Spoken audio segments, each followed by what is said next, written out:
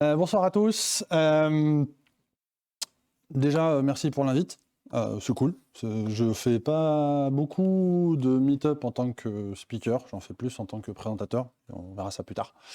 L'objectif de ce soir, vous présenter un peu ce qu'est Cilium, et puis on est dans le monde de Microsoft, voir justement comment est-ce qu'on peut l'utiliser dans l'environnement Microsoft. Les technos aujourd'hui faisant conteneurs, tout ça, Kubernetes semble être un bon candidat là-dessus. Rapido, qui je suis, même si une partie, je vois des visages machin, je m'appelle Rachid Zarwali, je suis indépendant, j'ai ma propre structure, je fais plein de trucs, certains diront un peu trop, du communautaire beaucoup, et j'accompagne mes clients autour de tout ce qui touche au cloud, au sens très très large du terme, forcément, sujet qui nous amène ici, mais pas que, la CI/CD, le monitoring, la sécu, ça devient de plus en plus, ça commence à prendre une part assez importante de mon activité. Donc tout ce qui va être mise en conformité, validation des déploiements, et une partie qu'on oublie toujours, malheureusement, pauvres développeurs que nous sommes, c'est toute la partie APM, donc toute la partie analyse de la performance applicative. Avoir des outils qui vont permettre d'aider les développeurs à aller trouver exactement où ça pêche, pourquoi est-ce qu'un appel d'API a mis 3 minutes, et pourquoi est-ce qu'il s'est perdu dans les limbes pendant 3 minutes alors qu'il ne s'est rien passé. Et du coup, j'organise aussi des meet-ups sur 3 volets: Docker Lyon, CNCF Lyon et DevSecCon France, ce qui m'amène après à vous présenter Gérald ici présent. Et je gravite dans tout un tas de communautés, côté Microsoft, l'MVP, les Docker Captain, Snyk Ambassador depuis un petit peu plus d'1 an maintenant. Très orienté sécu, jeune communauté, franchement bien sympa. Et puis pour en parler un peu plus, ce que je te propose, Gérald, c'est de me rejoindre sur scène et puis de faire la petite intro. Je pense que ça va être pas mal. Ok, bonjour tout le monde, merci beaucoup. Merci Rachid du coup. Enchanté, je m'appelle Gérald, voilà, je fais partie de l'équipe d'Evrel chez Snyk, d'Evrel, développeur relation. Donc c'est l'équipe qui apporte pas mal de contenu technique et d'éducation en fait aux développeurs autour du thème de la sécurité au sens large. Le but du jeu, c'est de mettre la sécurité dans les mains des développeurs avant même que ça passe en fait dans les mains des équipes de sécu, et de faire en sorte que dès le moment où on se met à coder, puisse faire ça de façon la plus possible, éventuellement capter des vulnérabilités dans son code dès l'étape de l'IDE, ou spotter des vulnérabilités dans vos dépendances open source, des choses comme ça. Voilà, c'est ce que fait l'outil Snyk. Je ne vais pas m'attarder là-dessus. Vous pouvez le découvrir, il est en freemium, il est sympa. Je vais juste vous parler d'un événement sympa qu'on fait en ce moment, qui est gratuit, qui est rigolo, ça s'appelle le Big Fix. Euh, vous avez déjà entendu parler de Hacktoberfest? Ouais, c'est un truc qui vous parle? Ok, Hacktoberfest, le but du jeu, c'est je contribue un petit peu à l'open source, je fais un peu de give back, et puis en échange, je suis récompensé, j'ai un t-shirt. Là, en fait, on fait exactement le même principe, ça s'appelle le Big Fix. Le but du jeu, c'est d'aller fixer des vulnérabilités dans l'open source idéalement. Après, ça peut être sur vos propres projets, ou, si vous préférez. Mais c'est tout simplement voilà, d'aller faire ça. Et pareil, vous êtes récompensé avec du swag. Donc il y a des t-shirts en édition limitée. À partir du moment où on va fixer une vulnérabilité sur l'open source ou sur son propre code, automatiquement on est qualifié, on va recevoir un t-shirt en émission limitée. C'est plutôt sympa. L'outil est pratique. Il y a des boutons qui permettent de faire une PR assez facilement, même pour updater une image Docker en fait, qui est vieille. Ensuite, ça va fixer pas mal de problèmes. C'est plutôt rigolo. C'est directement intégré dans GitHub avec des webhooks. Voilà, toute la journée aujourd'hui, ça a démarré à minuit hier soir, ça finit à minuit ce soir. Il y a un live stream de 24 heures avec plein de sujets techniques qui étaient proposés. Rachid a été un de nos speakers aujourd'hui. On a passé une partie de la journée ensemble, c'était vraiment super. Tu as parlé justement des images Docker, hein. Voilà. Donc voilà, je vous invite à jeter un coup d'œil, à pourquoi pas essayer, c'est plutôt rigolo. Rachid est là pour répondre à vos questions si vous en avez, moi aussi. Il y a des chaussettes sur la table si ça vous intéresse. Il doit y en avoir à peu près pour tout le monde. J'en ai encore dans le sac à dos. Il y a quelques stickers rigolos aussi. Donc n'hésitez pas à la fin, c'est pour tout le monde, quoi. Merci de nous accueillir. Vraiment sympa. Et puis voilà, j'ai hâte de t'écouter. Un petit mot sur les ambassadeurs. Et avec plaisir en plus, quoi. Ouais, ouais, ouais. Donc une partie de ma mission chez Snyk, c'est notamment de gérer l'aspect communautaire, enfin, une partie des aspects communautaires. On a un programme ambassadeur.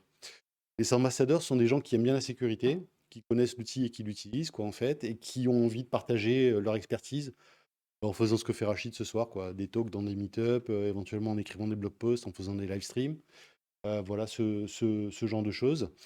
On se réunit une fois par mois. Il y a 26 ambassadeurs aujourd'hui répartis dans 13 pays différents. On va monter à 50 jusqu'à la fin de l'année.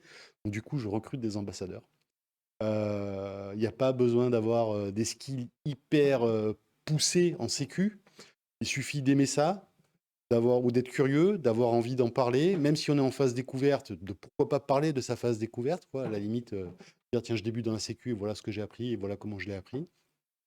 Faire du partage d'expérience dans la communauté.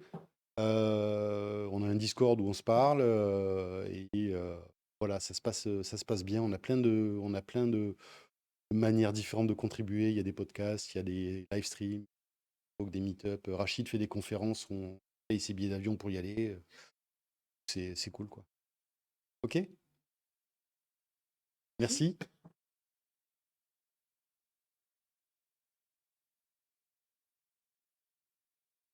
Il n'y a pas dit Gérald qui existe faute de rejoindre la communauté. C'est avec lui que ça se passe.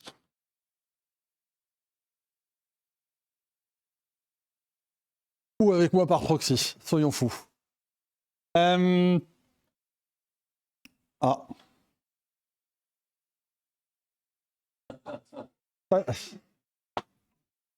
Bon, pas. Ou pas. Ah, mais en fait, c'est mon slide qui a pété, en fait. Ah, voilà.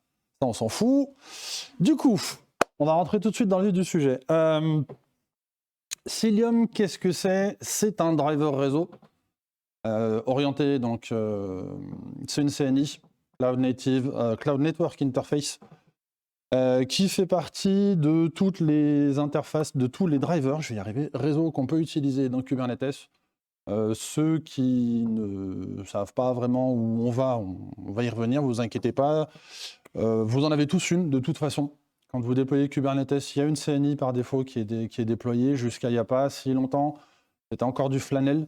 Maintenant, tout le monde a migré sur un truc qui s'appelle Calico. Pourquoi avoir migré sur Calico? Pour apporter notamment un truc que j'aimerais bien voir chez beaucoup d'entreprises, les Network Policy. Et puis, du coup, effectivement, Cilium rentre dans cette catégorie-là. Et il fait plein de choses. Donc l'idée, justement, de cette présentation, ça va être d'y aller tranquillement. Et puis de vous expliquer un peu ce que fait Cilium, pourquoi est-ce qu'il attire autant de monde aujourd'hui, puisque c'est l'un des projets sur la partie réseau les plus suivis, si ce n'est, je crois, le plus suivi. Sur la KubeCon là, qui va se faire à Amsterdam, on en est pratiquement à ce que Cilium devienne le thème de la conf. Tellement il y a de choses qui vont se passer dans la KubeCon autour de Cilium. Pour commencer tranquillement, Cilium va être utilisable en remplacement du coup de votre CNI standard. Quand vous déployez un cluster cube et que vous avez par exemple Calico, ce qui est aujourd'hui celui qui est déployé par défaut, quand vous allez déployer Cilium, vous avez plusieurs modes de déploiement qui vont vous être proposés. On peut descendre vraiment très bas. L'un des principaux intérêts de Cilium, c'est sa faible latence. C'est ce qui fait qu'aujourd'hui, il est très apprécié. Il a quasiment la meilleure latence, si je ne dis pas de bêtises.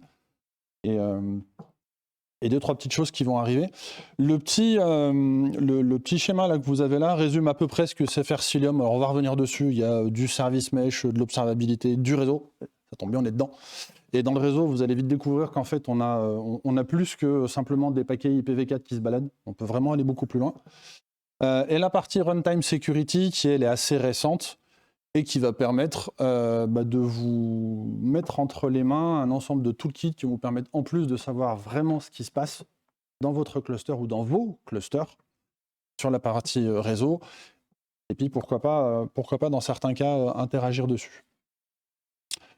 C'est complètement open source, j'ai oublié d'en parler. Cilium est complètement open source, c'est porté aujourd'hui par une structure qui s'appelle Isovalent et qui fait son beurre, je vais le dire comme ça, sur du service aux entreprises. Cilium aujourd'hui existe en 2 flavors, open source, ce qui nous amène à être là aujourd'hui, et une partie enterprise où il y a du support et des fonctionnalités qui du coup sont pas présents dans l'open source.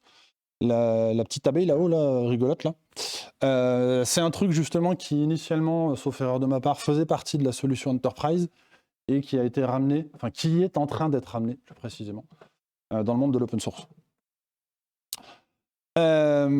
Pour faire simple, Cilium, c'est le couteau suisse du réseau. Et je vais m'efforcer de vous convaincre de cette image. On peut littéralement tout faire avec Cilium. Bien déployé et bien configuré. On verra si sur la partie démo, les dieux de la démo sont avec moi. Mais je vais essayer justement de vous montrer jusqu'où on peut aller et jusqu'où cette solution-là est vraiment intéressante pour gérer tout ce qui se passe dans votre cluster d'un point de vue réseau. Aujourd'hui, quand on déploie un cluster Kubernetes, par exemple, vous allez déployer dans votre cluster avec un Calico, driver par réseau, et puis vous allez vouloir pousser un ingress pour gérer justement toute la partie routage d'application, exposition d'application, exposition d'API, et puis vous allez vouloir potentiellement faire du service mesh. On va peut-être encore rajouter un autre greffon. Et puis peut-être qu'il y a un moment où vous dites, bah tiens, je vais essayer de faire de l'observabilité, donc essayer de comprendre un peu ce qui se passe un peu plus dans mon cluster, voir un peu ce que je peux choper d'un point de vue réseau. On remet encore une pièce dans la machine. Et puis à un moment, vous allez peut-être pouvoir vous dire, bah mais en fait tout ça, là, tous ces trucs qui se passent dans mon cluster, tous ces échanges qui sont faits, j'aimerais bien quand même un petit peu m'assurer que les échanges qui sont faits sont bien ceux que j'attends, c'est bien les bons, et qu'il n'y a pas quelqu'un qui s'est amusé et qui a commencé à faire sa petite tambouille, et puis qui essaye de passer juste sous les radars, et qui est en train de faire des choses qui ne devraient pas être là. Et là, vous remettez encore une pièce dans la machine. Tout ce que je suis en train de vous dire là, la promesse de Cilium, c'est celle-ci. C'est de gérer tout ça avec une solution. Vous verrez qu'il y a deux, trois petites subtilités, mais l'idée est vraiment là. C'est comment je vais pouvoir tirer parti de fonctionnalités sur lesquelles on va arriver, qui sont assez bas niveau, soyons clairs, pour pouvoir gérer avec une seule et même solution réellement tout ce qui se passe d'un point de vue réseau à tous les niveaux. Et puis faire des trucs un petit peu rigolos. Cilium est associé de façon organique à l'IBPF. C'est aujourd'hui le projet open source qui a vraiment mis en lumière la puissance d'un truc qu'on appelle IBPF. Pour vous donner un peu une analogie, Cilium est à IBPF ce que Docker est à Golang. Avant que Docker arrive, Golang était là et il n'y avait pas forcément autant de traction. Et quand Docker est arrivé et que justement il y a eu ce passage de Docker à Golang, c'est là où vraiment le langage a pris entre guillemets de l'ampleur, où les gens se sont intéressés au langage, on dit putain en fait Docker c'est génial, c'est fait en Go, ouais le langage est génial et on va commencer à refaire plein de trucs. Pour IBPF c'est exactement ce qui est en train de se passer. Cilium c'est complètement l'étendard et depuis que Cilium est arrivé en disant mais regardez en fait avec IBPF on fait des trucs de fou furieux, tout le monde s'y met. On verra après qu'il y a des fois c'est pas forcément une bonne idée. IBPF c'est quoi? Extended Berkeley Packet Filter. Pour faire très simple, c'est l'extension d'un truc que vous avez déjà sur vos Linux depuis pas mal d'années et qui gère en fait la pile réseau. Si ce n'est que plutôt que de gérer que la pile réseau, en fait ça a été étendu pour pouvoir gérer absolument tout ce qui se passe sur vos machines. On est littéralement à côté du noyau. Vous ne pouvez pas être plus proche du noyau, c'est pas possible. Et vous allez être capable, du coup, via des hooks, d'aller récupérer absolument tous les appels, tout ce qui se passe. Donc on n'est plus que dans la couche réseau. On va être sur la partie gestion de ressources, on va être sur la partie accès disque, on va être sur du compute. Tout ce qui va se passer sur votre système et dont l'information transite au travers du noyau, soit en gros tout, via IBPF, on va être capable de récupérer l'info. Comment ça se passe? Là, vous avez quelques petits use cases qui sont là. Donc, la partie réseau sécurité, on est bien dedans.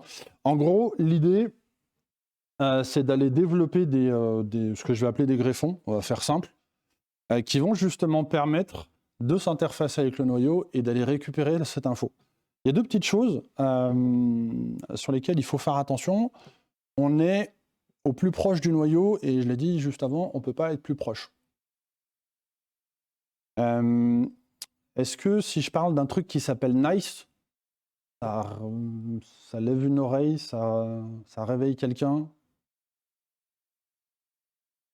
Au-delà de la blague, oh nice. Nice, Linux, gestion de priorité. Ok.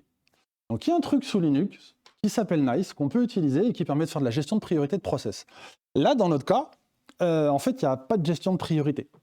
Vous êtes à côté du noyau, vous êtes au plus bas, donc vous êtes de toute façon prioritaire sur tout le monde. Et vous chopez, en fonction de comment votre greffon a été développé, vous allez choper littéralement tout ce qui se passe. Vous chopez tout ce qui se passe et il n'y a plus personne qui peut vous calmer. Je viens de vous dire il y a à peu près 30 secondes qu'IBPF, c'est un peu le truc sur lequel tout le monde est en train de se plugger pour faire plein de choses. Je vous laisse imaginer ce qui peut se passer sur une machine quand vous avez différents outils, je vais essayer de faire gaffe à ce que je dis, qui commencent à s'interfacer avec IBPF et qui vont commencer à récupérer un peu tout ce qui se passe. Petite moralité de l'histoire, IBPF c'est vraiment génial.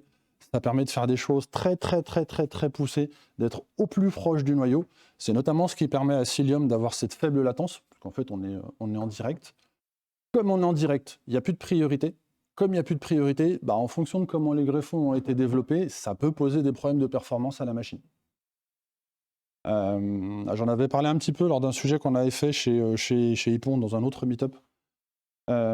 Autour de Pixie, plus vous allez avoir d'outils comme ça qui vont se greffer à IBPF et qui sont plus ou moins bien écrits. Je suis absolument pas en train de vous dire que Cilium est mal écrit, bien au contraire. Ça a des vraiment bien pensé et bien architecturé. En fait, tous ces machins-là, vous pouvez plus les arrêter.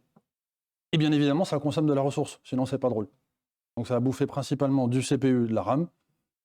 Et puis vous commencez à mettre du mesh, de la sécu, et puis à peu près tout ce que vous voulez. Et puis en fait, au bout d'un moment, vous allez arriver à un moment où en fait votre cluster va consommer la majorité de ses ressources à faire rien, si ce n'est à remonter des traces.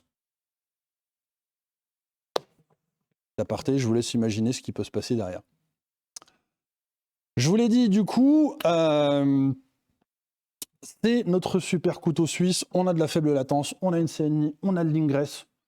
Donc on va être capable de dire à Cilium, tu te places en tant qu'ingress.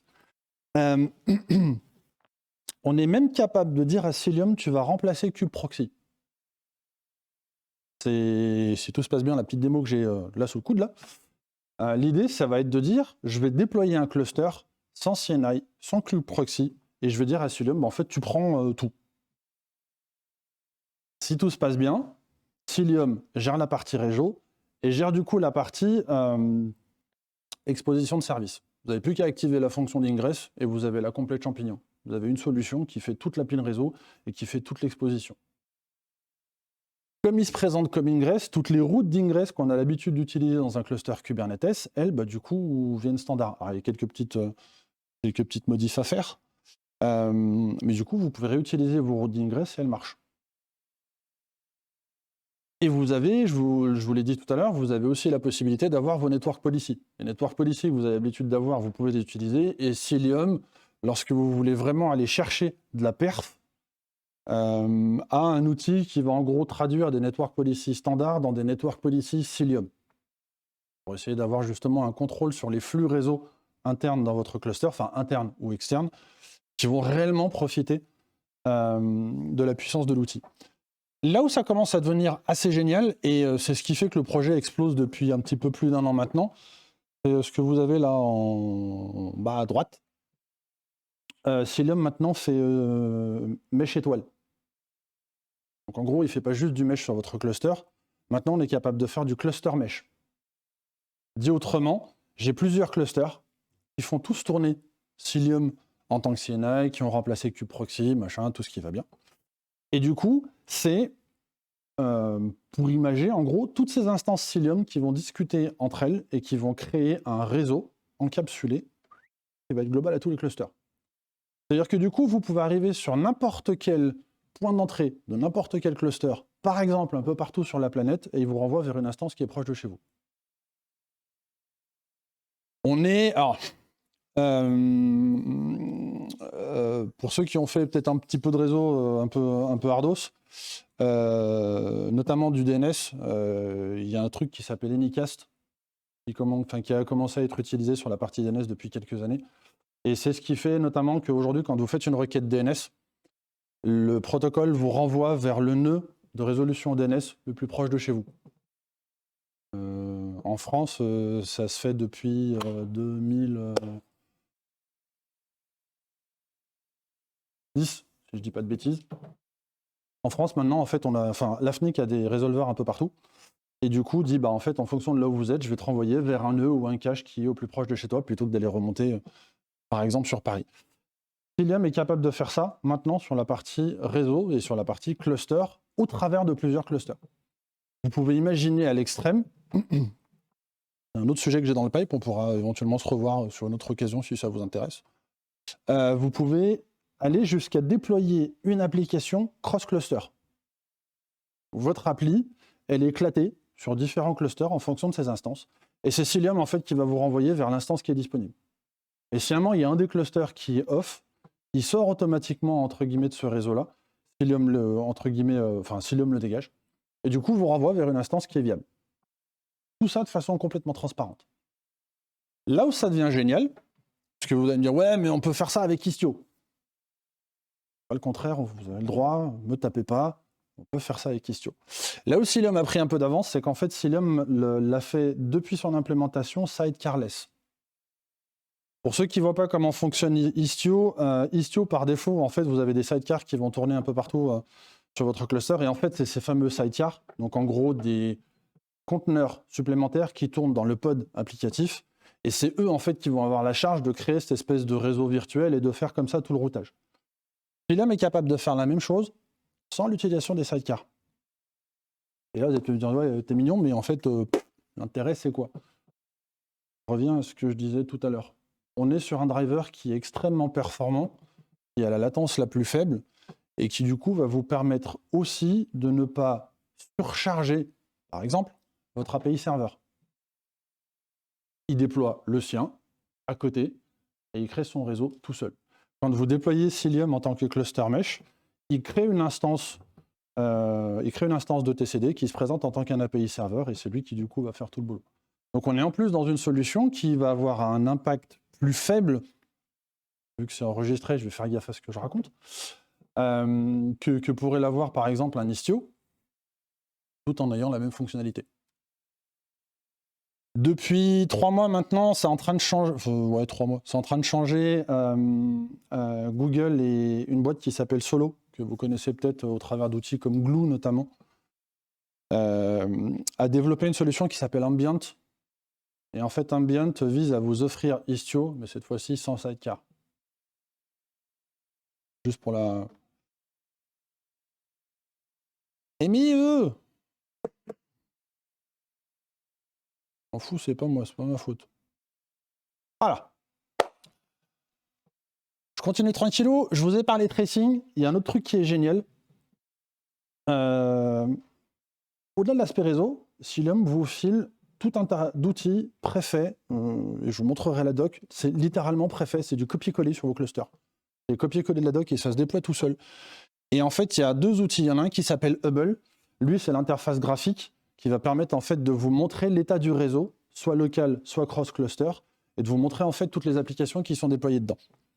Là où ça commence à devenir super intéressant, c'est qu'au-delà du fait d'avoir justement cette cartographie bas niveau de tout ce qui est déployé dans le cluster et d'avoir une vue de comment ça se passe, Cilium dans la doc vous file en fait un manifeste tout bête qui vous déploie Grafana Prometheus et qui va s'interfacer avec les petits nodes exporteurs qui vont bien et qui vont récupérer en fait du coup toutes les métriques que Hubble va être capable de récupérer directement dans Grafana. Vous avez votre solution de monitoring pré-packagée en 2 coups de YAML.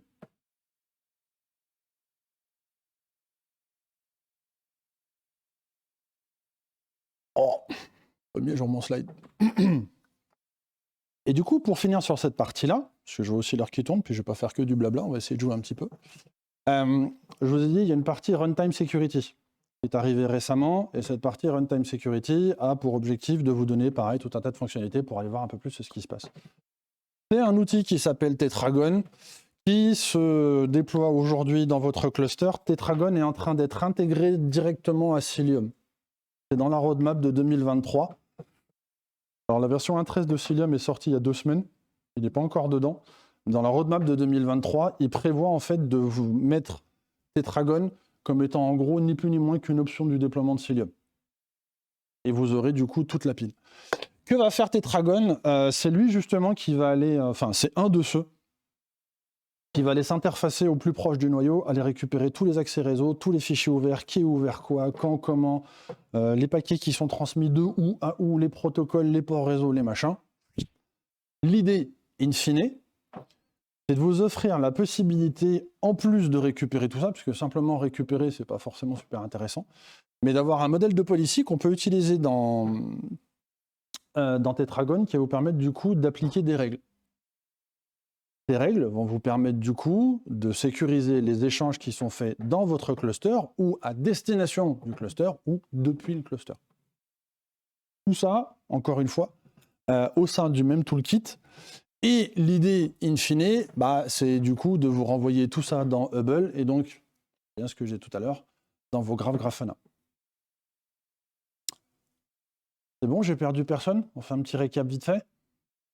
En gros, je suis en train de vous parler d'un truc qui fait du réseau, de l'exposition, qui remplace kubeproxy, qui fait du monitoring, qui fait de l'observability, qui fait de la sécu. Ça va, c'est bon, il y en a assez? Vous avez réellement ça aujourd'hui. Alors, c'est un produit qui est, pour moi, jeune. Il bouge beaucoup, il bouge vraiment, vraiment, vraiment beaucoup. C'est pas toujours très lisse. Il y a des fois, c'est un petit peu... Ça pique un peu, entre guillemets, sur les bords. Il y a parfois des trucs qui cassent. Mais c'est utilisable en production. J'ai fait une démo il n'y a pas si longtemps à un client. Alors, pas de tout ça, hein, mais juste, en gros, on déploie Cilium et puis on commence à comparer. Sur un truc qui était assez violent d'un point de vue réseau. Et en fait, ça se déploie en 2 clics de souris. J'ai fait une étude de Cilium chez un client que j'ai pour l'instant pas le droit de citer, mais qu'on connaît à peu près tous sur Lyon. Ils font de l'hébergement. C'est bon. Et en fait, on m'a demandé justement de regarder Cilium et de voir dans quelle mesure Cilium était intégrable à leurs outils et ce que ça pouvait apporter. Et en fait, ça montre 2 choses. Cilium s'installe vraiment tout seul. Il y a 2-3 petits trucs auxquels il faut faire gaffe. Je vais y revenir après, notamment dans le déploiement que je ferai juste après. Ça se déploie tout seul. La configuration se fait toute seule. Il y a encore des choses qui ne sont pas très très secs, comme notamment la partie cluster mesh. Mais c'est vraiment un produit qui avance vraiment vite et qui a vocation à vous filer tout ce qui se passe. Bon. Le problème, c'est qu'en fait, sur une partie de son activité, il n'est pas tout seul. Alors sur la partie réseau, sur la partie gestion de l'ingress, sur la partie remplacement du kubeproxy, il n'y a pas de concurrent. Sur la partie tracing, il vient... Alors, qui voit ce qu'est le logo là, à droite? Il y en a au moins un d'entre vous qui le connaît, ce logo. Je ne citerai pas, mais j'en suis sûr. Regarde, personne. Le petit logo qui est là-bas à droite, c'est un truc qui s'appelle Falco, c'est développé par Sysdig, c'est entièrement open source. Et en fait, Falco fait ce que fait... ouais, c'est pas grave. Je vais me faire taper par des copains chez Cilium, mais c'est pas grave. Chez Isovalent, mais c'est pas grave. Falco fait ce que fait Tetragon et plus. Il est là depuis bien plus longtemps, si ce n'est qu'il n'utilisait pas IBPF. Il est en train de migrer lui aussi, hein, justement, vers des propres IBPF, justement pour pouvoir un peu rattraper son retard sur cette partie-là. Et en fait, ce que fait Falco et que fait pas encore Tetragon, c'est... il y a une IHM qui existe dans Falco au travers du sidekick. Il y a une partie concentration qui n'est pas encore là dans Tetragon. En gros, on commence à avoir 2 outils qui sont vraiment super performants et qui commencent, dont l'un est déjà là depuis un petit moment et est déjà utilisable en production. J'ai déjà fait plusieurs sujets là-dessus. Mais on commence à avoir un concurrent de Falco, ce qui n'était pas le cas jusqu'à maintenant. Il était un peu tout seul dans son précaré, et du coup, ce sera une très bonne chose parce que on verra un peu ce qui se passe. L'idée des 2, c'est de faire exactement la même chose. Vous donner une vue très précise de ce qui se passe dans votre cluster et vous donner la main au plus bas niveau de ce que vous pouvez autoriser, interdire, reshaper, renvoyer, reformater. Les possibilités sont multiples. Du coup, on est dans un combat. Enfin, moi, je considère aujourd'hui qu'il y a un combat. J'en reparlerai en off. Mais il y a une petite guerre. Du coup, on peut se demander, en fait, qui va appuyer sur la tête de l'autre. Pour moi, Falco a de l'avance. Et je pense qu'il va la garder un petit moment. C'est sain d'avoir des alternatives aussi. Encore une fois, jusqu'à il n'y a pas si longtemps, dans le monde open source, Falco était un peu tout seul. Ce que je trouve un peu dommage, et c'est un peu ce que j'ai dit dans ma conf à midi lors du Big Fix sur un autre sujet, c'est que c'est des sujets comme ça où en gros il y a des alternatives qui se sont montées sans réelle concertation, en tout cas pas concertation apparente, et pour autant au sein des mêmes communautés. Autant ça peut être sain d'avoir entre guillemets différents produits. D'un côté, on peut se dire aussi que c'est dommage parce que du coup, on pourrait imaginer un moment que si les équipes avaient travaillé ensemble, on aurait peut-être pu avoir des choses qui iraient plus vite et peut-être plus performantes et puis faire des choses un peu plus sympas.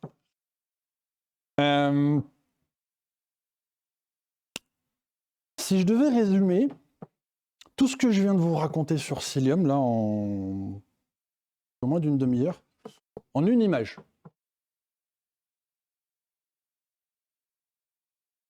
Ceux qui me connaissent voient arriver une connerie, vous avez raison, il y a une connerie en approche. Bon.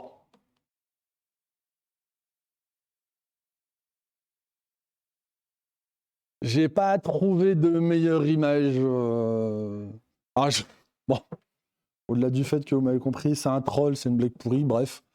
C'est vraiment ce qui est en train de faire Cilium, c'est couvrir. Alors, j'espère pas à la façon de cet anneau-là, mais c'est vraiment couvrir toute la pile réseau. Vous donnez vraiment une vue de tout ce qui se passe dans votre cluster ou encore une fois dans vos clusters. Et vous faites du cluster mesh et puis du coup de vous laisser la possibilité d'aller jouer avec tout ce qui se passe derrière. Attention sur deux petites choses pour ceux qui vont vouloir se lancer un peu tête baissée dans Cilium comme moi je l'ai fait il y a quelques temps. Lisez bien la doc. Lisez bien la doc. Lisez bien la doc. Et quand vous avez lu la doc et vous avez bien compris la doc et qu'il y a un truc qui vous semble étrange, n'hésitez pas parfois à descendre dans le code source. Ça reste un produit open source, tout est géré par une communauté, la doc est gérée par une communauté, où j'ai contribué un petit truc vite fait, là, il n'y a pas si longtemps, que je joue pas mal avec Cilium, et puis sur une distribution Kubernetes qui s'appelle K0S, que vous connaissez peut-être, développée par Mirantis. Les premières expérimentations que j'ai fait avec Cilium, je me suis déjà retrouvé dans des cas où en fait, il a fallu descendre un peu dans le code source et puis voir qu'en fait, il y a une option qui est disponible mais qui n'est pas documentée. Et qu'en fait, c'est l'option dont moi j'avais besoin pour avancer. J'en ai fini avec Cilium. J'avais promis 2 sujets ce soir. Cilium, je crois que c'est bon.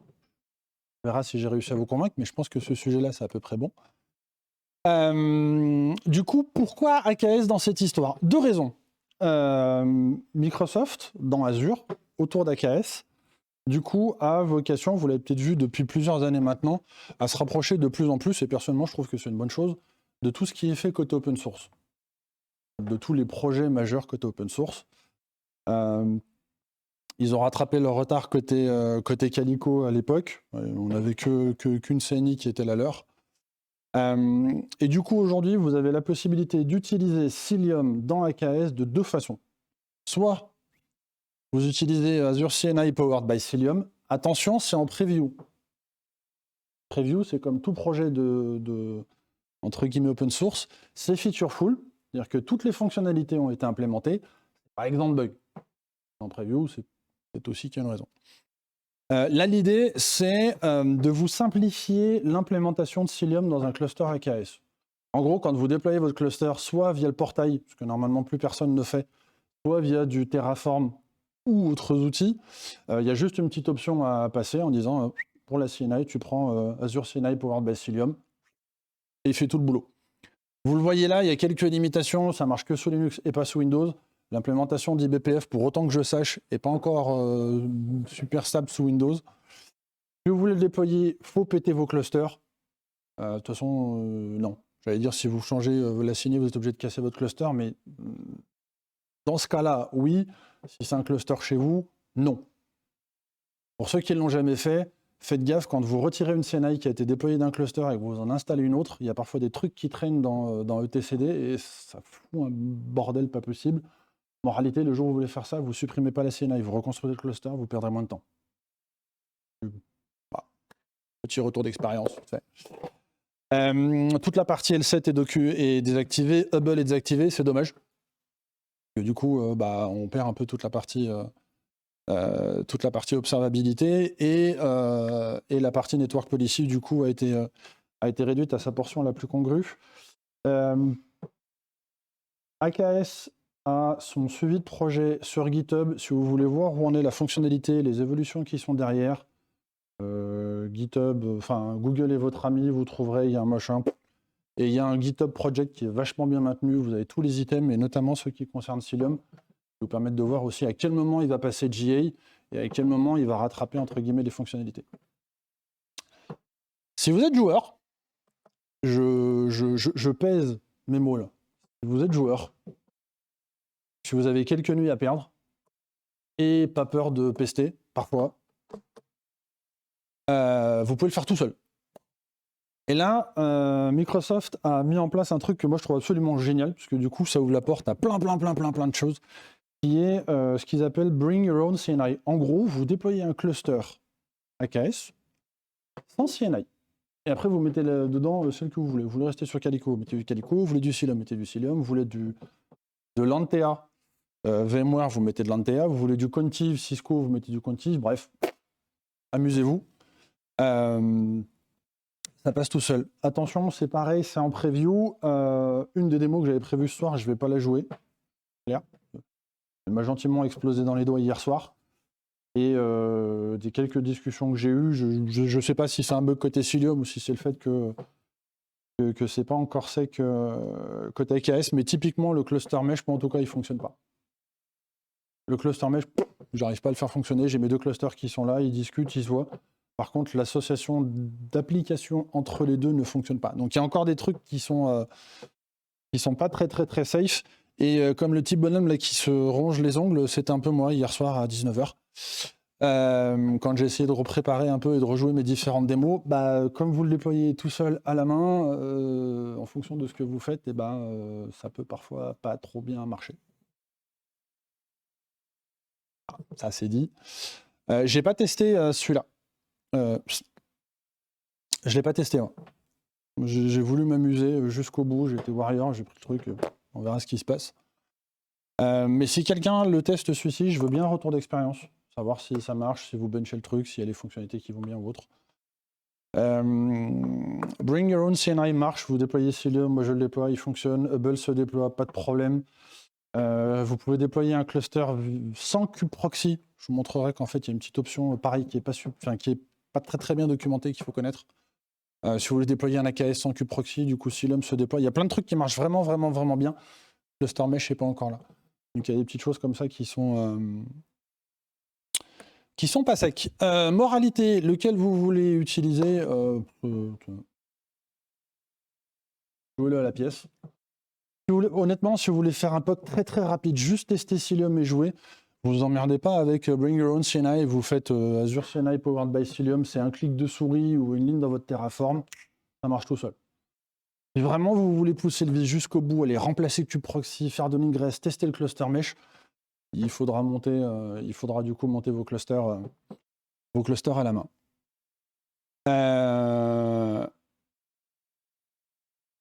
Avant de me prendre un mur, peut-être, ou pas, on verra si les dieux de la démo sont avec moi.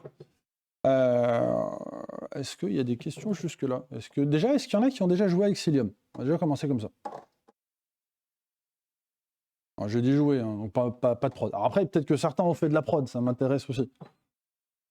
On passe d'en faire pour un client, mais du coup, c'est... Je l'avais oublié, effectivement.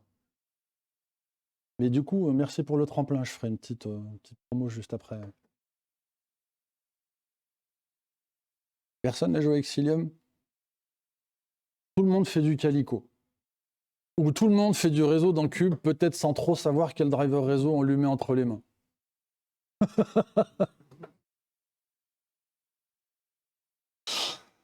Euh,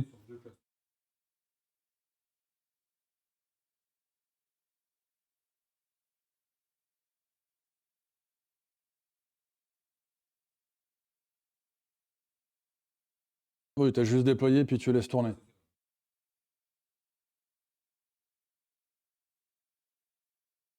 Le cluster mesh, quand il marche, enfin, franchement, c'est fabuleux. Enfin, c'est beau quand j'ai bossé sur le sujet, là. Pardon? Moi, quand je l'ai fait là, chez mon client, là, pendant cette phase de R&D, enfin, franchement, c'est magique.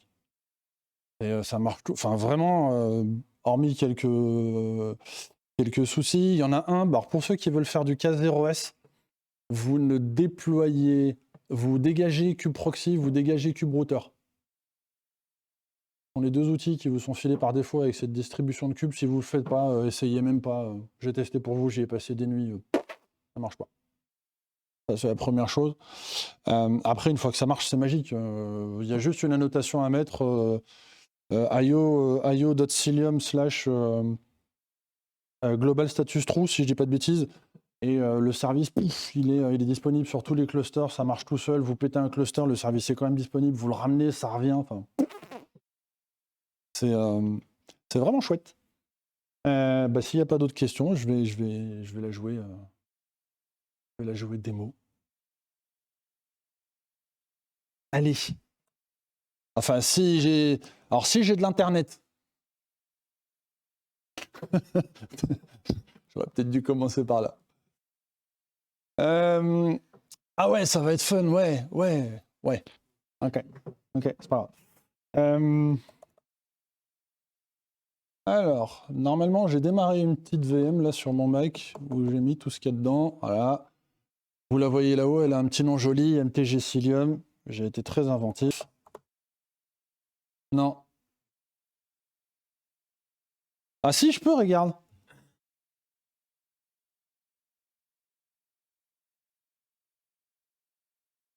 Et je vais couper le fusil search parce qu'il est en train de partir en cahuète. Ok. Alors, je fais un peu de nettoyage. Ouais, on va faire un peu de nettoyage. Hop. On va dégager ça. Très bien. Alors, pour ceux qui veulent déployer des clusters AKS sans kubeproxy ou qui veulent dégager kubeproxy dans un cluster AKS existant, il y a une petite manip. En fait, il faut créer un fichier de config, JSON. Là, et vous mettez juste enable fault.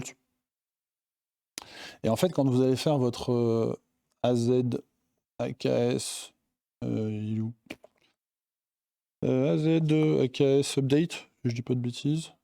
Là, poum. Donc dans le cadre d'un cluster qui existe déjà, on va le mettre en haut, on va grossir pour les myopes, comme moi par exemple. Voilà. Donc ça, c'est une mise à jour d'un cluster qui est déjà existant, dans lequel il y a kubeproxy, et là on est en train de lui dire simplement dégage-le. Pour le faire proprement, aujourd'hui la seule solution que moi j'ai trouvée, mais si vous en connaissez une autre, je suis preneur.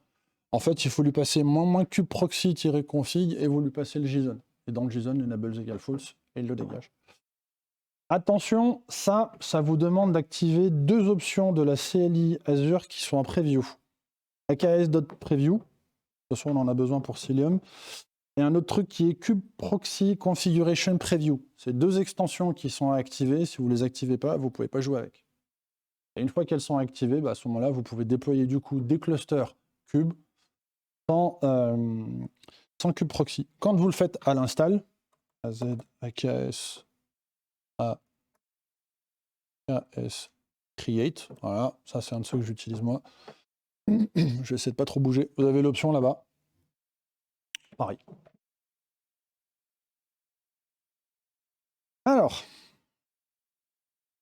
je suis joueur, mais pas tant que ça. je vais un peu tricher, j'ai préparé des commandes quand même. Enfin, quand j'arriverai à voir mon curseur, donc. Et... Alors, on va faire ça, MTG23, machin. Ok. Donc, ce que je vais faire, c'est que je vais créer un ressource groupe spécialement pour cette démo. Dans ce ressource groupe, vous me voyez arriver, je vais aller créer du coup ce qui va bien. Hop. Une partie de ce que je fais là existe dans la doc officielle de Cilium, et il y a une partie qui se récupère sur la doc officielle de Microsoft, notamment sur toutes ces histoires de cube proxy. Enfin, pour rien vous cacher, j'ai un snippet là en face des yeux. Si y en a que ça intéresse, je le mets sur GitHub et puis je joue avec sous forme de GIST. Si ça peut vous permettre de ne pas perdre le temps que moi j'ai perdu, je serais ravi. Hop. Take. Ici, je crée mon VNet. Et un des points qui est nécessaire, c'est qu'il faut d'abord créer les VNet, puis les subnets dedans. Et ensuite, quand vous déployez votre cluster AKS, vous rattachez votre cluster à ces éléments-là. Il me fait penser qu'il y a un truc que je ne ferai pas, en fait, où je vais tricher. Parce que si je vous fais l'install d'un cluster AKS, ceux qui l'ont déjà fait via la CNI, je vous garde jusqu'à 21. Alors, pas pour le cluster, mais c'est juste que toutes les options qui sont après à faire derrière, je pense que je vous garde en démo jusqu'à 21, pour autant que ça marche bien. C'est pas forcément une bonne idée. En gros, là, l'idée, c'est juste de vous montrer déjà les premières étapes. J'ai normalement des clusters qui sont déjà popés et sur lesquels on va jouer. Une fois que vous avez fait ça, vous récupérez votre node ID, le node subnet ID, et en fait, c'est lui qu'on va passer à la commande AKS. Et la commande AKS que je ne jouerai pas ici, mais que je vais quand même vous montrer, c'est celle-ci. Donc en gros, je dis tu crées mon cluster dans le ressource groupe machin. Network plugin none, mais rien. Les CIDR et les DNS services que j'ai paramétrés, le VNet qui répond à ça, et la fameuse option qui va bien. Quand vous allez faire ça, vous allez vous retrouver sur un cluster où il n'y a pas de CNI. Donc vous allez avoir la moitié des pods qui sont en pending, normal. Vous allez même potentiellement avoir, et vous le verrez quand vous ferez l'installation de Cilium, Cilium, dans son installation, à un moment, il va vous insulter en vous disant blablabla, je ne peux pas me connecter à l'API de Metrix. En fait, il ne peut juste pas se connecter à l'API de Metrix parce qu'en fait, il n'y a pas encore de CNI. Et comme il n'y a pas de CNI et que c'est lui qui est censé la prendre en charge, ça ne marche pas. Donc il y a des petites choses comme ça sur lesquelles il faut faire attention. Moi, je vais tricher. Je vais faire comme si je venais de le déployer. Je vais récupérer. Ah, c'est chiant l'écran. On voit rien. Je vais juste aller récupérer AZ AKS Get Credentials de changer ça. Je vais aller récupérer ce qui existe pour un cluster que j'ai déjà fait. MTG-Cilium 1-RG. Et le cluster, il s'appelle MTG-Cilium-1.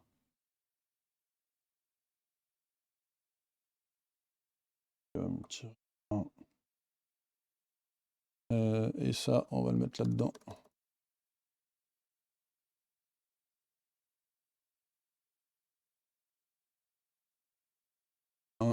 Ah, si jamais j'en ai laissé traîner un.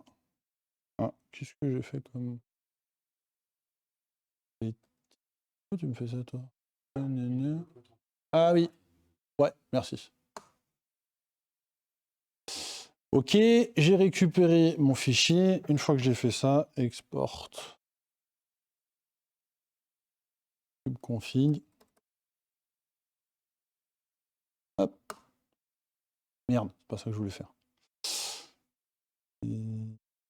C'est pas une bonne idée de récupérer tout ça, c'est pas grave. Je récupère mon fichier et normalement là, si je fais getPod, -n cube system, Internet est mon ami. J'ai Cilium. Cilium, comment il se déploie? Il se déploie de deux façons. Il y a un daemon set qui concerne les pods qui sont là. Et il y a deux objets de deployment qui sont pour l'opérateur et le cluster mesh qu'ici j'ai activé. Comment s'installe Cilium? Il y a un client en ligne de commande. Alors il s'installe de deux façons, pardon. Soit avec un client en ligne de commande, donc il y a un binaire Cilium qui existe sur toutes les plateformes que vous récupérez, vous le posez n'importe où sur votre machine, cric-crac, ça marche tout seul. Ou vous le faites via le Helm Charts. En fait, ce que fait le client Cilium pour vous derrière en tâche de fond, c'est qu'en fait, il appelle Helm, il fait du Helm template, il le prépare. Attention, il y a un truc qui marche pas, ou en tout cas, moi, j'ai jamais réussi à le faire marcher, et visiblement, je suis pas tout seul à avoir la taille de l'issue sur GitHub. Le cluster mesh se déploie pas via le Charten. Je vous laisserai fouiller sur le projet, vous verrez, il y a une issue qui est longue comme le bras, on est un certain nombre à s'être cassé les dents. Donc si vous voulez jouer avec le cluster mesh et que vous voulez faire un déploiement vous-même avec du Helm, in fine, gardez quand même pour l'instant le client en ligne de commande sous la main, continuez à faire du Helm pour déployer la CNI et puis tout ce qui va bien, et quand vous arrivez pour faire la partie cluster mesh, bah, vous basculez sur le client. Son install, elle se fait littéralement comme ça. Alors, Cilium install. On a le support d'Azure, donc vous définissez le ressource group, le cluster ID, son nom, tout ça. Et il fait le boulot. Et il déploie Cilium automatiquement. Par défaut, il ne déploie que la CNI. Il déploie pas Hubble. Il remplace automatiquement kubeproxy quand il n'est pas, mais il ne s'active pas en tant qu'ingress. Si vous voulez l'activer en tant qu'ingress, c'est d'autres options à lui passer pour dire maintenant tu deviens ingress controller. Et vous avez même la possibilité de lui dire en plus d'être ingress controller, tu vas imposer l'utilisation d'HTTPS. On peut vraiment aller super loin. Quand vous allez vouloir jouer avec le cluster mesh, cette petite option là, au moment inherit CA, gardez-la dans un coin, vous la notez, pareil, ça vous évitera de vous arracher les cheveux. En fait, c'est ce qui va vous permettre, quand vous allez déployer le deuxième cluster ou tous les clusters qui viendront après le premier, d'aller récupérer la CA du premier. Il y a un bug qui normalement est corrigé, mais en 1.12.3 ou je ne sais plus laquelle, ça ne marche pas. C'est qu'en fait, chacun des clusters crée sa propre CA et en fait, quand ils vous laissent échanger les informations de façon sécurisée, ça risque pas de marcher puisqu'en fait, les certificats ne sont pas générés avec la même clé. Donc, gardez bien à l'esprit. Une fois que vous avez fait ça et que vous avez fait votre déploiement, je gagne un peu de temps parce que ici c'est déjà fait, vous pouvez faire du coup Cilium Status. Et là, il vous donne une petite feuille en disant c'est cool, alors tu as déployé Cilium, ok, il y a ton opérateur, ok, tu as activé Hubble Relay, on verra si ça marche après. Tu as activé le cluster mesh, dans mon cas il ne marche pas, c'est pas grave. Et puis il vous dit, bah voilà, ça c'est du deployment, ça c'est du daemon set, voilà les conteneurs qui tournent, voilà. Vous avez une petite carte entre guillemets de ce qui se passe, les versions qui sont utilisées, les versions des images et autres. Quand vous allez utiliser cette option-là, si vous avez changé la façon dont Cilium se déploie, si vous ne le déployez pas dans son namespace par défaut qui est kubesystem, mais vous le mettez par exemple dans un namespace qui est Cilium ou un autre, passez-lui l'option. Quand vous faites Cilium status ou quand vous faites Cilium cluster mesh status, je vais venir juste après, en fait par défaut il va chercher les infos dans le namespace kubesystem. Et en fait ce que fait la CLI, c'est encore une fois une façon de nous simplifier la vie, c'est juste qu'en fait elle va aller s'interfacer avec le cluster et récupérer les informations. La CLI ne stocke rien sur votre machine, il n'y a aucune info qui est créée, il n'y a aucun fichier qui est créé qui stocke je ne sais pas quoi sur l'info du cluster. Tout est stocké dans le cluster en tant que CRD et c'est à vous d'aller piocher dedans. Donc là il me dit que j'ai un cluster mesh qui tourne, et ben on va aller voir s'il tourne. Cluster mesh. Status. Alors peut-être qu'il est tombé en marchand entre hier et aujourd'hui, on verra. Alors, qu'est-ce qu'il vous dit? Il vous dit que je suis connecté sur un cluster là, dont l'adresse IP du cluster mesh se fait sur 192.168.10.7. Je vous montrerai après à quoi ça correspond. Qu'il a trouvé un service qui l'API serveur du cluster mesh en load balancer, c'est son mode de déploiement par défaut. vous pouvez utiliser soit du node port, soit du cluster IP.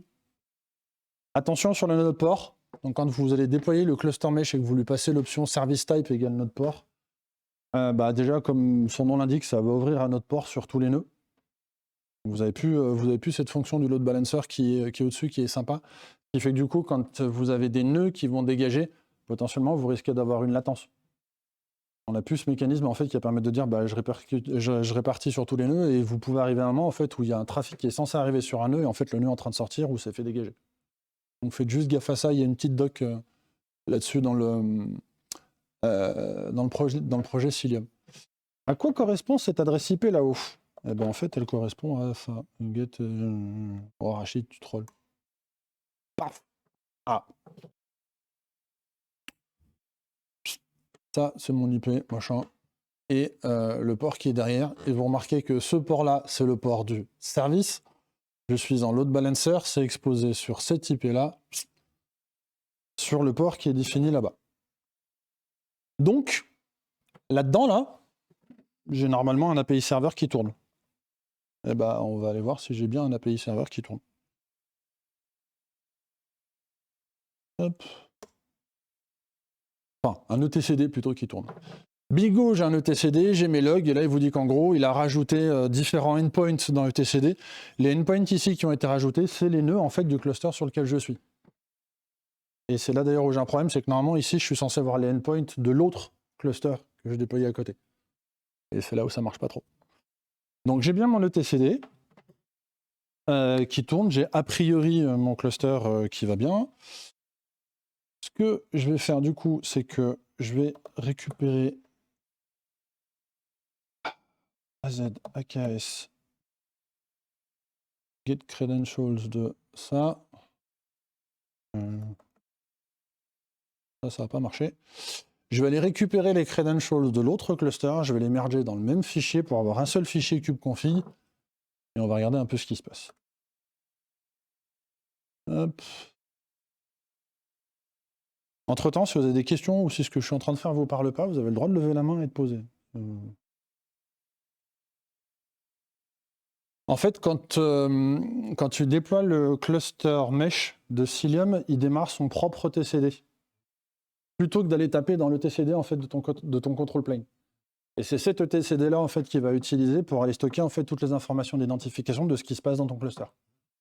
Si tu ne fais pas ça, en fait, il va aller taper dans le TCD de ton control plane, et en fonction de... Enfin, tu retombes, entre guillemets, enfin, tu pourrais retomber sur un travers que tu as notamment avec... Enfin, que tu pourrais, je vais faire attention à ce que je dis, que tu pourrais avoir avec Istio. Qui lui, par défaut, tape dans le TCD en fait, de ton cluster, et du coup, pour chaque appel réseau qui est fait, ou pour chaque trafil, renvoie en fait l'info derrière. Là, l'idée, c'est de dire, en fait, je ne vais pas aller taper dans le control plane, je vais faire mon API serveur à moi, mon etcd à moi, et je vais gérer, entre guillemets, ma tambouille tout seul.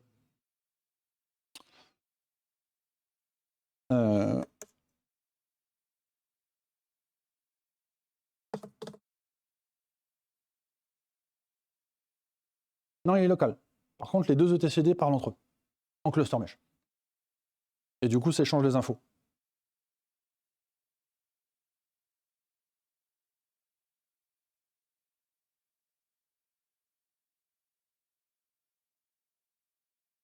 Il y a l'autre à côté, enfin l'autre ou les autres à côté, en fonction du nombre de clusters que tu as. La seule chose que tu as à faire, c'est que si tu perds entre guillemets un des clusters, tu le rajoutes en tant que membre en fait dans ton cluster mesh, et il récupère l'info et il récupère du coup toute la topologie réseau. Un point sur lequel j'ai peut-être fait une erreur d'ailleurs, c'est pour ça que je vais reprendre un peu ce que je disais tout à l'heure pour bien spécifier, le flux réseau ne passe pas par l'API serveur. L'API serveur, il sert simplement aux différents API serveurs de tous les clusters à discuter entre eux et à s'échanger l'info. Le flux réseau, lui, passe par les pods Cilium. Get pod.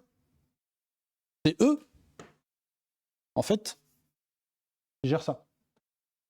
Vous le verrez quand vous faites votre installation de Cilium et que vos pods sont démarrés, au moment où vous activez le cluster mesh, tous les pods redémarrent et il y a une nouvelle configuration qui leur est donnée. Comme ça, vous le verrez, il y a différentes infos qui leur sont données. Et en fait, c'est à ce moment-là où la pile réseau commence à s'activer, enfin, commence normalement à s'activer sur les différents clusters. J'ai récupéré mon fichier. Je vais essayer d'aller vite, histoire de gagner un peu de temps. Il paraît qu'il y en a qui ont faim. D'ailleurs, je ne sais pas comment on fait pour... ce qu'on mange. Parce que je commence à avoir faim, moi, quand même.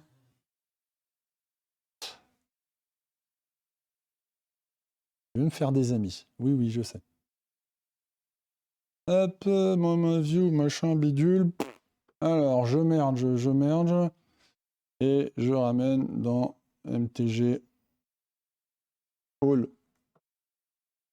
Donc ici, qu'est-ce que je fais? Je prends mes deux fichiers kubeconfig, je les monte en mémoire, je les concatène en un seul, et je les ramène dans un seul et même fichier. Ça va me permettre comme ça, en fait, de me balader entre les deux clusters sans avoir à spécifier à chaque fois quel fichier de config je veux utiliser.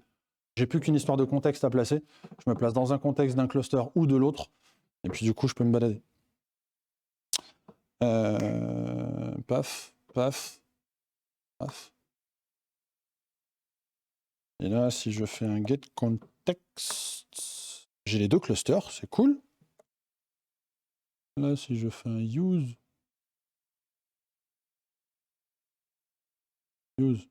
context, MTG2, un get PO, SVC. Hop là, j'ai mes pods qui tournent dans Cube System, donc j'ai la même chose, hein, j'ai mes pods Cilium, j'ai mes nodes init, j'ai mon opérateur, j'ai mon cluster mesh.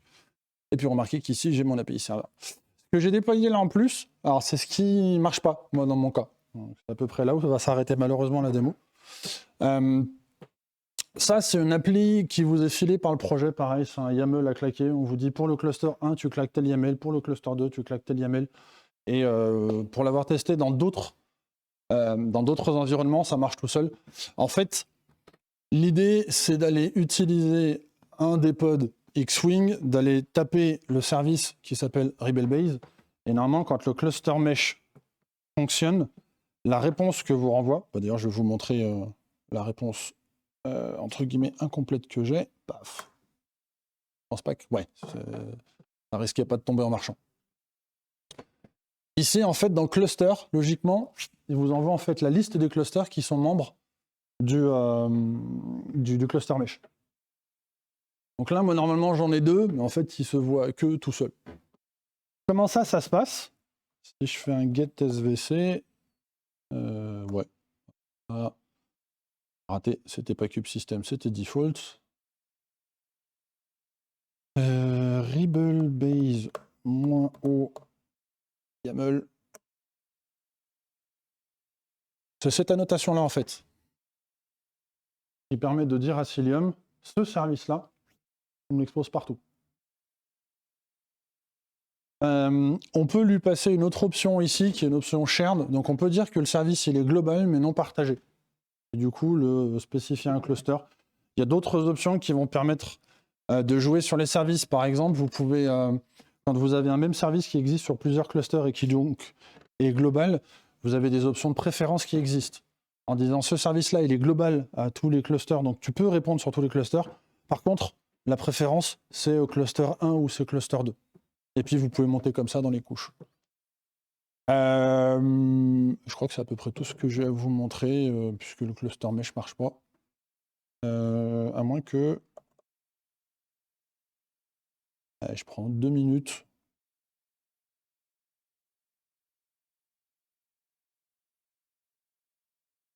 Ok. Ok.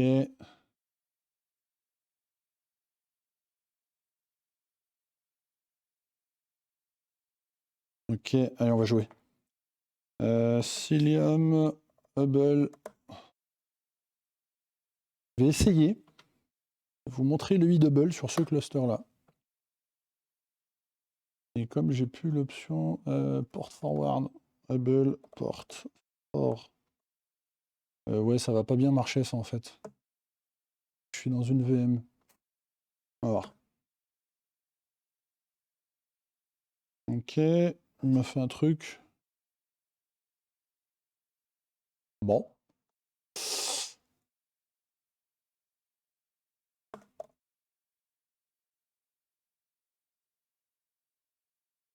Alors, service Hubble 8 not found. Ouais, en fait, c'est bien ce qui me semblait, je ne l'ai pas activé. Pardon? En fait, j'ai pas activé lui. J'ai pas activé lui.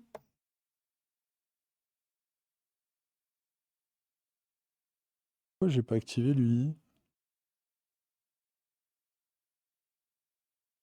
Bon, c'est pas grave. J'aurais bien aimé vous montrer, mais...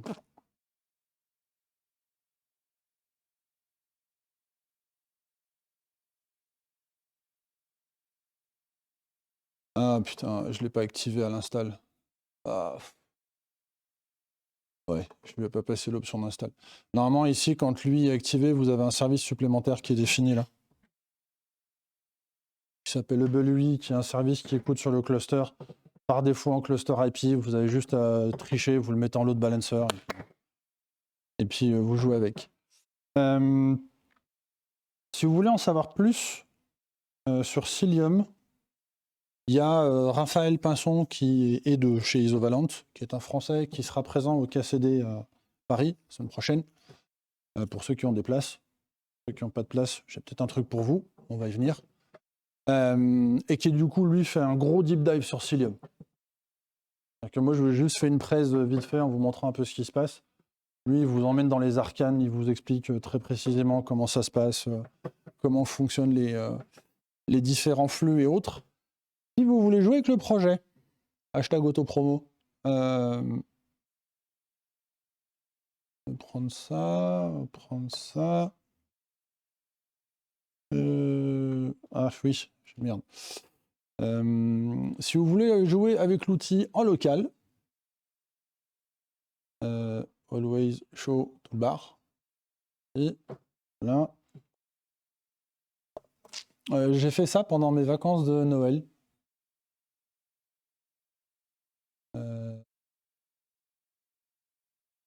Est-ce que... On va faire simple, hein. Hop, take. Là, hashtag autopromo. C'est un petit truc que j'ai monté, que je maintiens. C'est un playground en fait qui se déploie sur votre machine. Alors il y a quelques petits prérequis. Comme je suis sur un Mac, je l'ai initialement développé pour que... Enfin développé. C'est du shell, hein. On va chercher bien loin. Et une pléthore de fonctions un peu partout. Mais en gros, ça vous déploie 2 clusters basés sur K0S avec Qproxy désactivé, le routeur désactivé, ça installe Cilium, ça installe MetalLB, ça installe tout ce qu'il faut et puis vous n'avez plus qu'à jouer et ça marche. Normalement, ça marche out of the box sous Linux à un petit bémol près. Moi, j'utilise Brew quand vous n'avez pas... Si vous prenez le projet et que vous ne respectez pas les prérequis, vu que parfois moi aussi je suis un peu à l'ouest, j'ai une fonction en fait qui check que les prérequis sont respectés. S'ils ne sont pas prérequis, il attaque Brew et avec Brew il installe les prérequis. Bon. Si vous avez Brew sous Linux, ça marche. Si vous n'avez pas Brew sous Linux et que vous voulez jouer avec le projet, et ben faites juste attention à ce que vous ayez bien les prérequis qui va bien, hors Brew du coup. Et ça marche tout seul. Et puis du coup, j'ai commencé à documenter le truc. Il y a toutes les options qui sont là. Je suis en train de rajouter, là j'ai pas fini. Mais le support de l'In13, du coup, on n'a plus besoin de MetalLB. Depuis l'In13, Cilium remplace aussi MetalLB, il fait de l'IPAM. Je suis en train d'intégrer l'Ingress, j'ai presque fini. Et puis voilà, j'ai 3 petits trucs à faire. Je vais jouer. J'ai fini. Si vous avez des questions ou autres, ou si vous voulez qu'on cherche une option plan B, plan C, plan Z à boire et à manger, je vous écoute. Hein? Toi, tu vas sortir.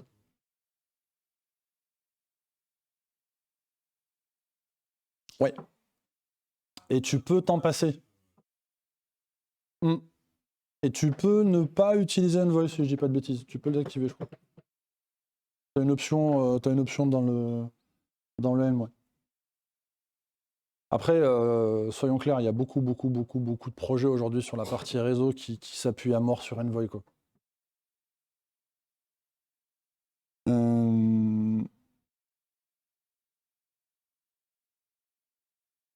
Pardon? Le vrai problème du sidecar, il y en a deux. Un, ça bouffe de la ressource sur ton cluster. Deux, souvent qui dit sidecar dit enfin, et surtout sur la partie réseau, dit qu'en fait ça va taper dans ton API serveur. Et donc dans ton control plane. Et ton control plane, il a peut-être autre chose à foutre que d'aller stocker quelque part tout ce qui se passe d'un point de vue réseau, les topologies, les machins, les trucs. C'est une des raisons pour lesquelles Cilium a fait son truc à part, et moi je trouve ça sain.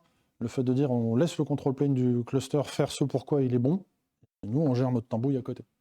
Et comme de toute façon c'est ce qu'on disait, t'en as plusieurs par cluster, et que chacun a toute la topologie réseau, si t'en perds un, tu le ramènes quand tu redéploies en tant que membre, et puis ça passe tout seul, quoi. Dernier truc que j'ai oublié. Alors, il y en a certains qui me connaissent maintenant depuis un petit bout de temps. J'ai toujours un truc à rajouter. Mais là, promis, j'arrête. Vous avez dit que j'étais bavard? Non?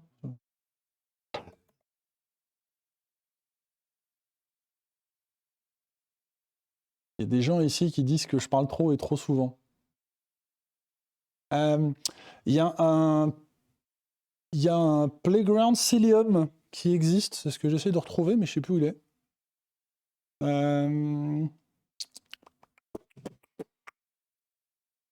Là, je crois que c'est lui, Discover Cilium. Et en fait, il y a tout un tas de petits trucs où, en gros, ça vous montre une petite plateforme dans laquelle vous pouvez jouer. Si vous voulez juste jouer rapido sur des environnements qui sont jetables. Et il y a un... Il me semble qu'il y a une certif aussi maintenant que tu peux passer, je crois. Enfin, il y a un espèce de training où tu arrives à la fin et tu as une jolie belle pancarte, machin, à passer avec succès le training. Il me semble. Je suis trop sûr.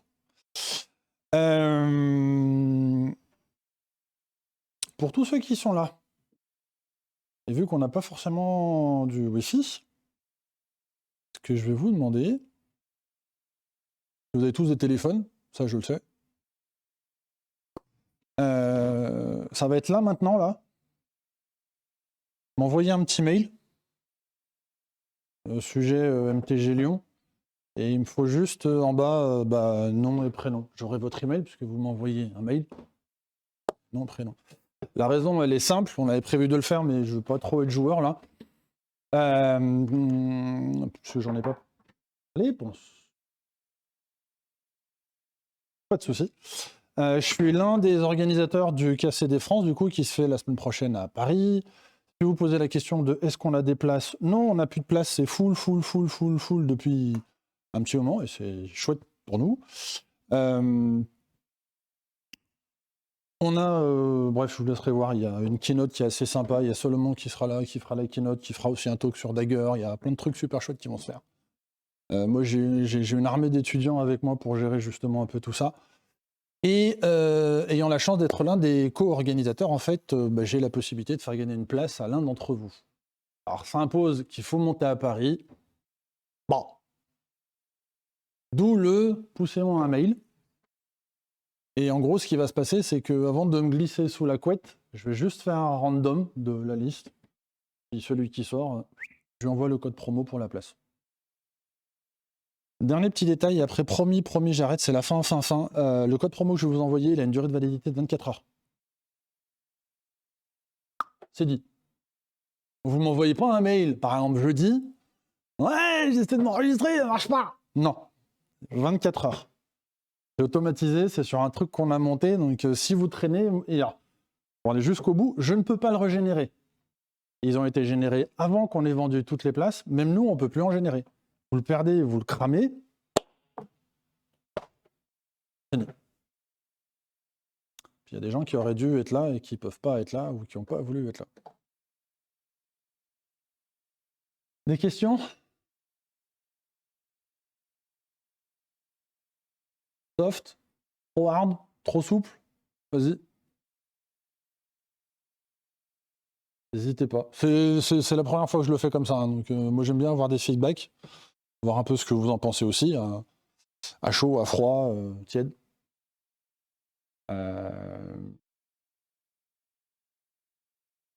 J'avoue que j'ai pas spécialement creusé cette partie-là. J'ai pas spécialement creusé. Je sais que quand tu vas dans Euh, si tu fais Cilium Network Policy Editor, ils ont un éditeur. Oh, il est fun, hein? Bah d'ailleurs, merci, puisque du coup, grâce à toi, je vais pouvoir montrer Hubble. En fait, Hubble, la visu que vous donne Hubble, que j'ai pas réussi à vous montrer, en fait, c'est celle-ci. C'est à peu près un truc comme ça. Et en fait, ce que fait l'éditeur ici, c'est que vous lui filez une network policy Kubernetes standard. Et en fait, il vous la traduit en network policy Cilium. Pourquoi traduire une network policy Kubernetes standard en network policy Cilium? Bah, pour tirer encore plus parti du driver. Paraît logique. Et si vous cherchez des network policy avec lesquels jouer, GitHub, oh, comment il s'appelle? Ah bah, j'y étais il n'y a pas longtemps. Curseur, aidez-moi.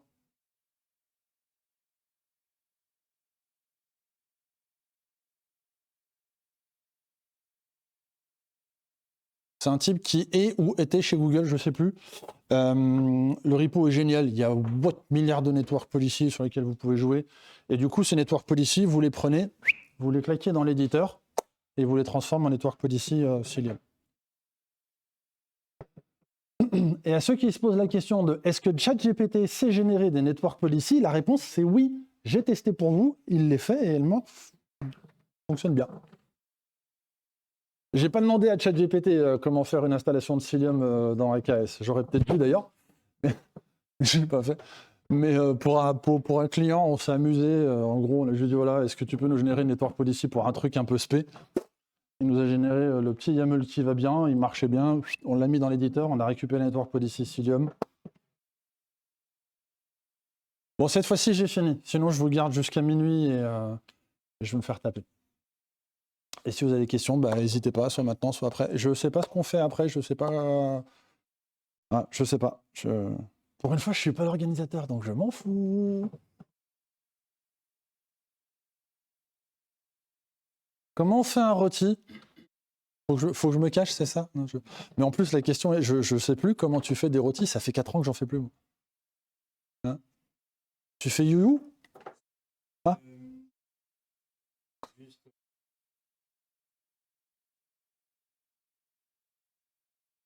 J'ai perdu mon temps.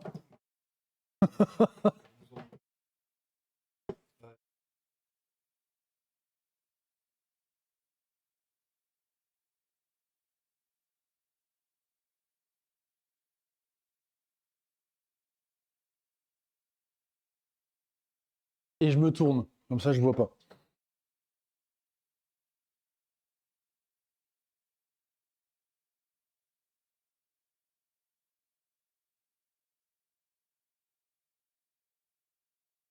C'est bon, je peux me retourner, monsieur?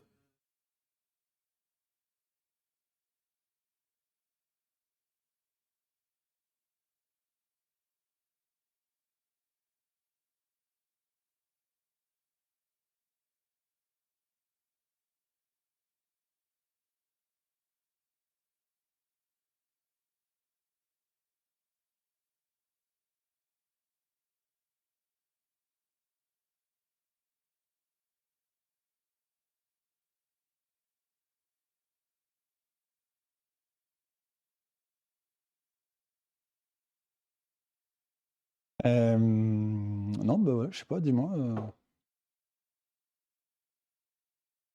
Ouais, avec plaisir.